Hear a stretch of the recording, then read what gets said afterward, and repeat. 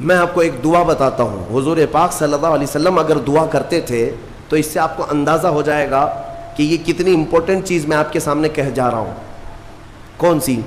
حضور جب دعا کرتے تھے تو یوں کہتے تھے اللہ کی بارگاہ میں, اللہم لا تکلنی الی نفسی طرفۃ عین, اے اللہ تو مجھے میرے نفس کے حوالے ایک منٹ کے لیے بھی مت دینا, تو اپنی حفاظت میں رکھ. حضور جب یہ دعا کرتے تھے کہ مجھے میرے نفس کے حوالے ایک منٹ کے لیے, طرفۃ عین کہتے ہیں پلک جھپکنے کے برابر, اتنے ٹائم کے لیے بھی اے اللہ تو مجھے میرے نفس کے حوالے مت کرنا, تو اپنی حفاظت میں رکھ. سید الانبیاء جب یہ دعا کرتے ہیں تو اندازہ کرو اے مومنو, نفس کی تباہ کاریاں کیا کیا ہیں. یہ کتنوں کو ہلاک کر دیتا ہے, کتنوں کا عمل ضائع کرتا ہے, کتنوں کا ایمان ختم کرتا ہے. اب میں جو بات کہہ رہا ہوں وہ یہ توجہ سے سنو, یہ نفس امارہ جس نے شیطان کو بھی گمراہ کیا, شیطان کو بھی بہکا دیا, یہ نفس آدم کو سجدہ نہ کرنے کا جو غرور پیدا کیا یہی نفس امارہ تھا. اس نفس امارہ کو اگر کوئی کنٹرول کرا سکتا ہے تو وہ ماہ رمضان المبارک ہے. بس یہی ہے رمضان کی فضیلت.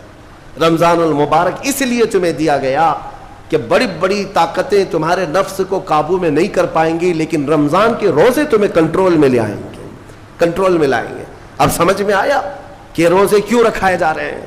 ارے گرمیوں کی شدت ہے, ادھر حلق سوکھا جا رہا ہے, پیٹ پیٹ سے لگ جاتا ہے. ان لوگوں کو پوچھو روزہ کیسا ہوتا ہے جو مزدوری کرتے ہیں, ان لوگوں سے پوچھو جو دن بھر کام کاج کرتے ہیں.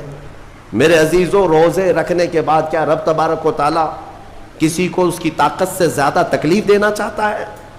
نہیں میرے عزیزوں, وہ رحمان ہے. اس نے جب تمہیں ماں کے پیٹ میں 9 مہینے رزق دیا تو کیا کائنات میں نہیں دے گا؟ تمہیں ماں کے پیٹ میں بھی رزق دیتا رہا.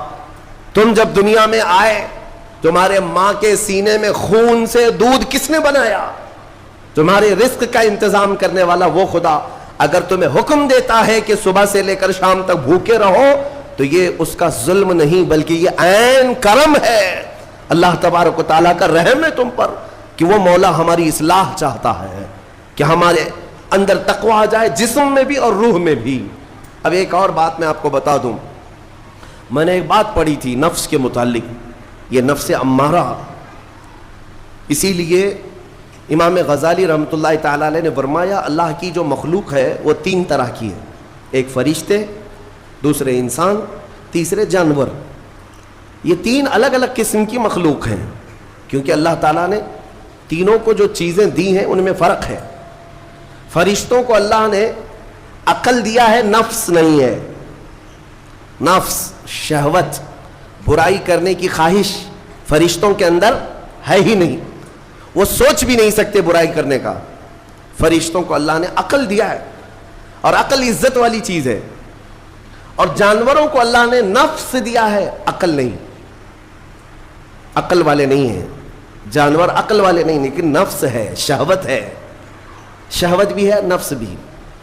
لیکن انسان ایک ایسی مخلوق ہے جسے اللہ نے عقل بھی دیا ہے, نفس بھی دیا.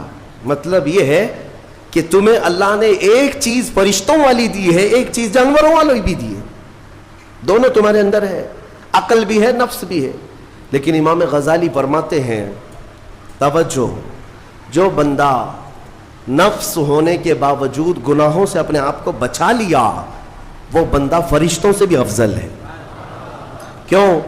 فرشتے اس لیے بچے ہوئے ہیں کہ ان کے پاس نفس ہے ہی نہیں, اور تم بچ رہے ہو تو کمال کی بات ہے. نفس ہوتے ہوئے بھی گناہ سے بچ گیا تو اس انسان کا مقام فرشتوں سے بھی اعلیٰ ہے.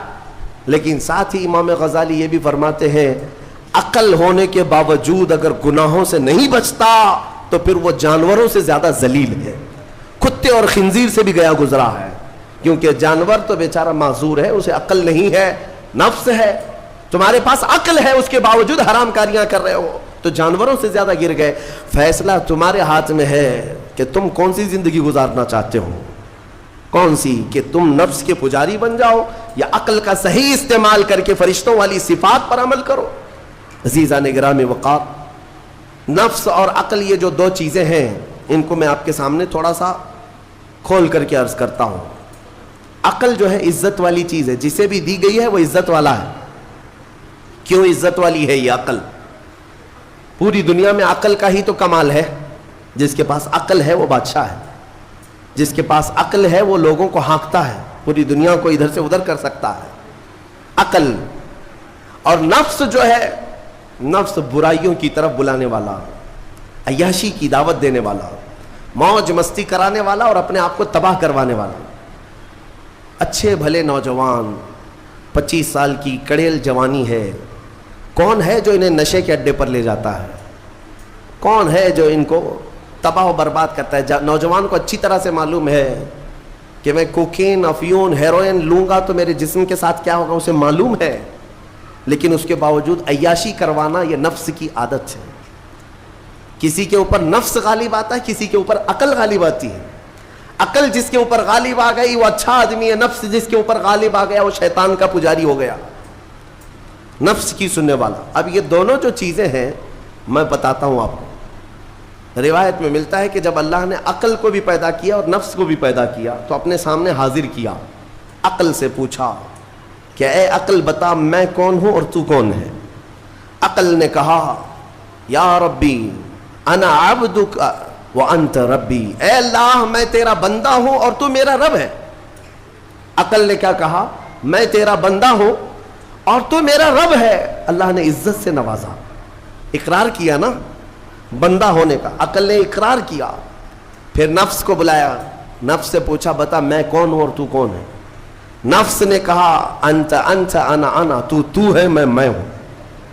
یہ غرور تھا نفس کے اندر, یہ گھمنڈ تھا نفس کے اندر کہ میں ہوں.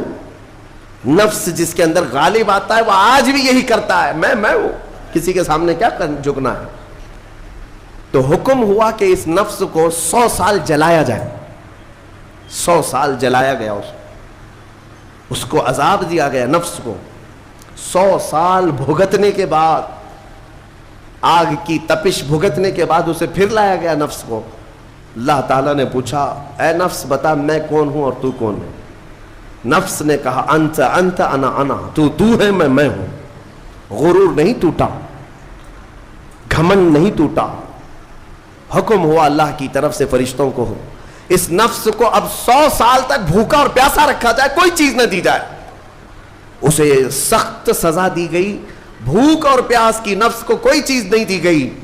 100 سال کے بعد پھر اس کو حاضر کیا گیا, پوچھا گیا بتا کون ہوں میں؟